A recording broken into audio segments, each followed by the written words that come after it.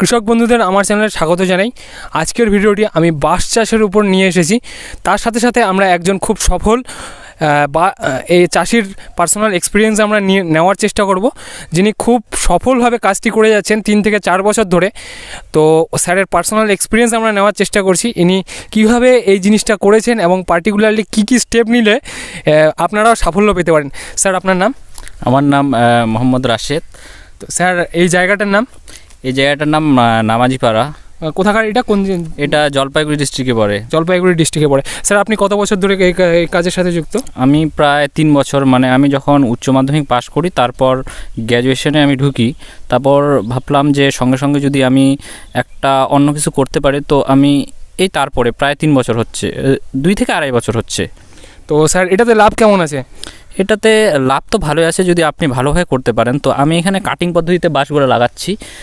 তো এইখানে মানে আমি তো আমার পারিবারিক সূত্রে পেয়ে গেছি প্রায় 10 বিঘার মতো বাঁশ আছে, এবং আমি নতুনও কিছু শুরু করছি বাঁশ। তো কাটিং পদ্ধতিতে আমি বাঁশ লাগাই। তো যেহেতু আমাদের এইখানে মানে প্রায় সিকিমের এদিকে বাঁশের চাহিদা আছে, আর এমনি আসামের এদিকেও আমি সাপ্লাই করি। তো ধরুন মাসে প্রায় 30 থেকে 40 হাজার টাকা ইনকাম হয়ে যায়। এটা ডিপেন্ড করে বিভিন্ন সিজনে।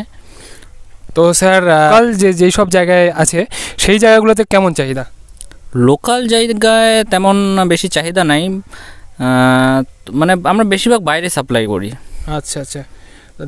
তাছাড়া এমনি বাকি মেনটেনেন্সের কেমন খরচা পড়ে?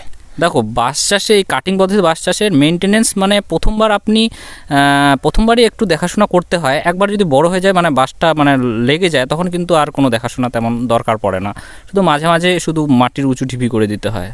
আচ্ছা, থ্যাংক ইউ স্যার। আর এই যে চৈত্র মাসে যে আগুন জ্বালায় দেওয়ার ব্যাপারটা, তো সেই জায়গাটায় কেমন একটা পরিশ্রম বা লেবার বা কীরকম লাগে? দেখো, আগুন লাগানোর ব্যাপার তেমন কিছু নাই। এটা মানে আপনি করতে পারেন, নাও করতে পারেন, মানে আগাছা যাতে না থাকে। তো থ্যাংক ইউ স্যার আপনার পার্সোনাল এক্সপিরিয়েন্সের জন্য। তো আমার কৃষক বন্ধুদের আর যারা ভিউয়ার্স আছেন তাদের আমি একটা কথাই বলতে চাই যে আপনারা ওনার পার্সোনাল এক্সপিরিয়েন্সটাকে কাজে লাগিয়ে এই স্টেপগুলি নিতে পারেন। তো যদি আপনাদের কোনো প্রশ্ন থেকে থাকে তো আপনারা কমেন্টে করবেন। আর যদি ভিডিওটি ভালো লেগে থাকে তো ভিডিওটিকে লাইক করবেন এবং চ্যানেলটিকে সাবস্ক্রাইব করবেন।